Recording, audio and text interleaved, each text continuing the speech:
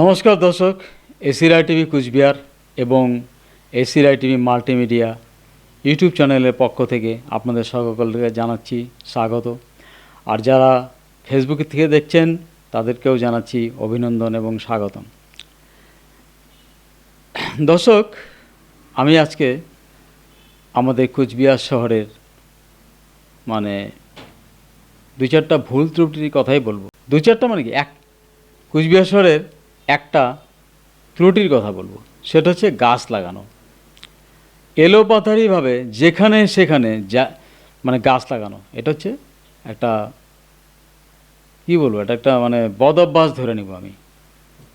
কোনো বিজ্ঞান ভিত্তিক চিন্তাধারা না করেই গাছগুলো লাগানো হচ্ছে। তা আমি অনেক দিন আগের একটা গল্প আপনাদের বলবো। একবার পেপারে দেখছিলাম জাপান সরকার আমাদের এই উত্তরবঙ্গে এবং আসামে গাছ লাগানোর জন্য প্রচুর টাকা বরাদ্দ করেছিলেন অনুদান হিসাবে। সেটা ফেরত দিতে হবে না ওদেরকে, ওই টাকাটা আমরা এখানে খরচা করব। বলুন তো কারণ কি?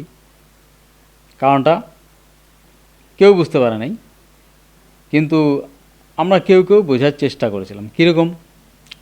জাপান, চীন এই জায়গাগুলো শুধু ইন্ডাস্ট্রি নির্ভর জায়গা, প্রচুর ইন্ডাস্ট্রি আছে, আর ওদের এখানে গাছপালা সেইরকমভাবেই কিন্তু নাই। আর যত ওরা অক্সিজেন উৎপাদন করে ওদের এখানকার গাছ, তার থেকে বেশি কার্বন ডাইঅক্সাইড, ঠিক আছে, আর বিভিন্ন রকমের বিষাক্ত গ্যাস তৈরি হয় ওই সমস্ত কারখানাতে।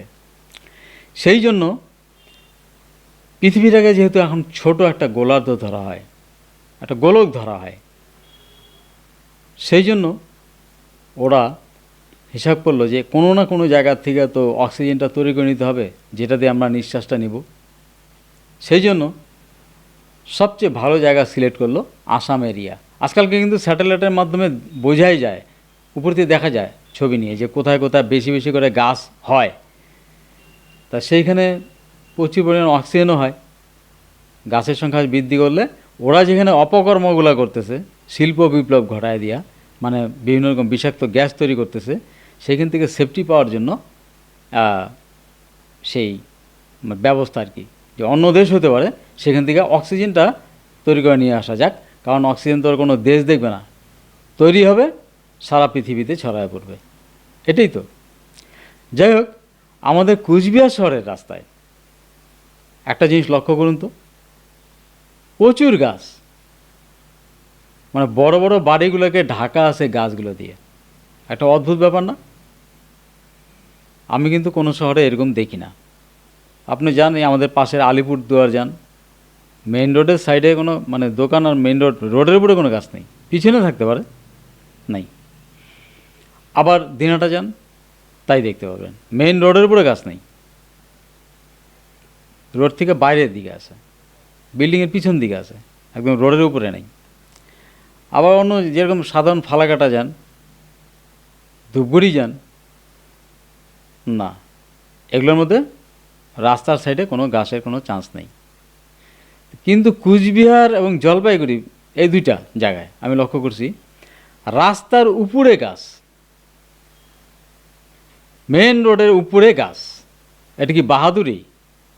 ওই কটা গাছের অক্সিজেন ছাড়া কি চলে না? কিন্তু গাছ থেকে পাতা ড্রেনের মধ্যে পড়ে সেইখানে যে বিষাক্ত সালফার ডাইঅক্সাইড আর মিথেন গ্যাস তৈরি হয়, সেটা কি লোকের জানা আছে?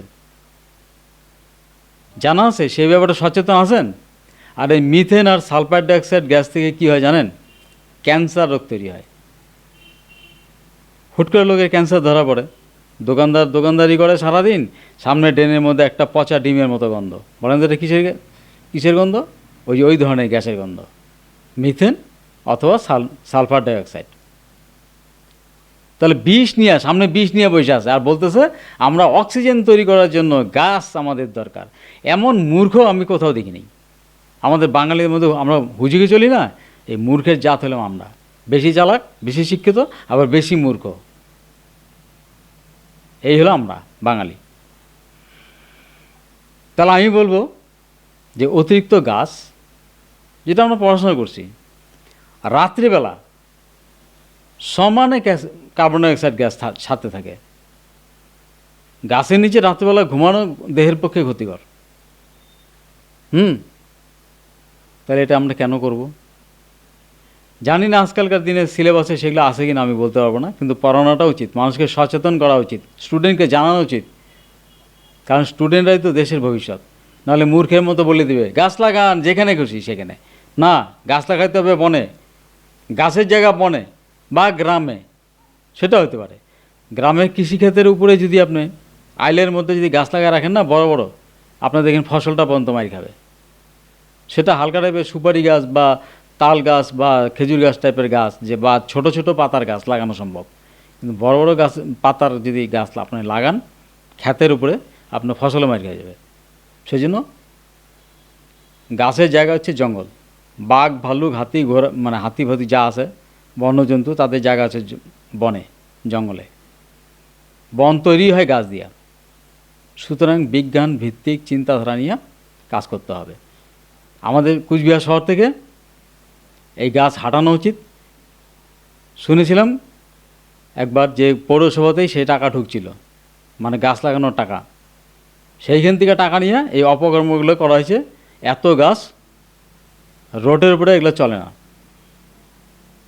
সুতরাং ভবিষ্যতে সরকার দেখি এটা কি ব্যবস্থা নেয়। এত গাছ ঠিক না। আমরা এরকম শহরে দেখি নাই গাছ লাগাই দিয়া ওগুলো, ওই এটা কি ব্যাঙ্গালোর নাকি দিল্লি? হ্যাঁ, যে এখানে 50 তলা বিল্ডিং আছে ওইখানে পর্যন্ত অক্সিজেন পৌঁছাইতে হবে।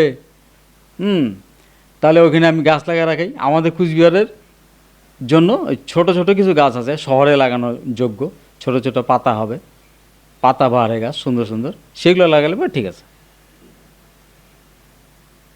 হুজুগে মাতলে হবে না, আমরা বাঙালিরা হুজুগে মাতি।